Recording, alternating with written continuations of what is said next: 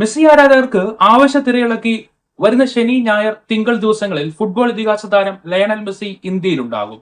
God tour എന്ന പരിപാടിയാണ് മെസ്സിക്കായി സംഘടിപ്പിച്ചിരിക്കുന്നത്. മെസ്സിയുടെ ഇന്ത്യ സന്ദർശനം ഏറെ തിരക്കേറിയ ഷെഡ്യൂളിലാണ് ക്രമീകരിച്ചിരിക്കുന്നത്. ഈ ടൂറിന്റെ ഭാഗമായി മെസ്സിയുടെ സഹതാരങ്ങളായ ഇതിഹാസ സ്ട്രൈക്കർ ലൂയിസ് സുവാരസും ഫിഫ ലോകകപ്പ് ജേതാവ് റോഡ്രിഗോ ഡി പോളും ഇന്ത്യയിൽ എത്തുന്നുണ്ട്.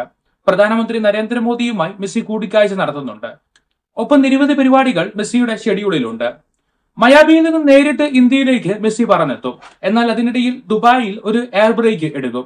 നേരിട്ടെത്തുന്നത് കൊൽക്കത്തയിലേക്കാണ്. രാവിലെ 9:30 മെസ്സിയുടെ പരിപാടികൾ ആരംഭിക്കും. സെലിബ്രിറ്റി സൗഹൃദ മത്സരങ്ങൾ ഉൾപ്പെടെ നടത്തിയ ശേഷം സൗരവ് ഗാംഗുലിയുമായും മമതാ ബാനർജിയുമായി കൂടിക്കാഴ്ച നടത്തും. അതിനുശേഷം ഉച്ചയ്ക്ക് 2 മണിക്ക് ഹൈദരാബാദിലേക്ക് മെസ്സി പോകുന്നു. ഹൈദരാബാദിലെ രാജീവ് ഗാന്ധി ഇന്റർനാഷണൽ സ്റ്റേഡിയത്തിൽ 7v7 ഫുട്ബോൾ മത്സരത്തിൽ മെസ്സി പങ്കെടുക്കും. വൈകുന്നേരം ഒരു സംഗീത പരിപാടിയും അവിടെ ഉണ്ടാകും. ഹൈദരാബാദിൽ നിന്ന് നേരെ പോകുന്നത് മുംബൈയിലേക്കാണ്. ലൂയിസ് സുവാരസ് അവതരിപ്പിക്കുന്ന ഒരു സ്പാനിഷ് സംഗീത ഷോ ഇവിടെ ഉണ്ടാകും. മെസ്സി സന്ദർശിക്കുന്ന അവസാനത്തെ നഗരം ഡൽഹിയാണ്.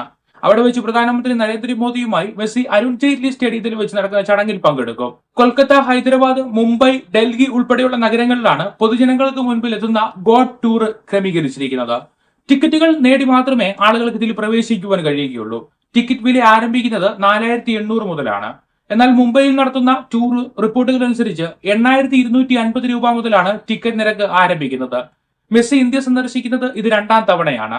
ഇതിനു മുൻപ് 2011 വെനസ്വേലയ്ക്കെതിരെയുള്ള അർജന്റീനയുടെ സൗഹൃദ മത്സരത്തിൽ കളിക്കാനായിട്ടാണ് മെസ്സി ഇന്ത്യയിലെത്തിയത്. അന്ന് സാൾട്ട് ലേക്ക് സ്റ്റേഡിയത്തിൽ വെച്ച് നടന്ന മത്സരത്തിൽ അർജന്റീന 1-0 നിലയ്ക്ക് വിജയിച്ചിരുന്നു.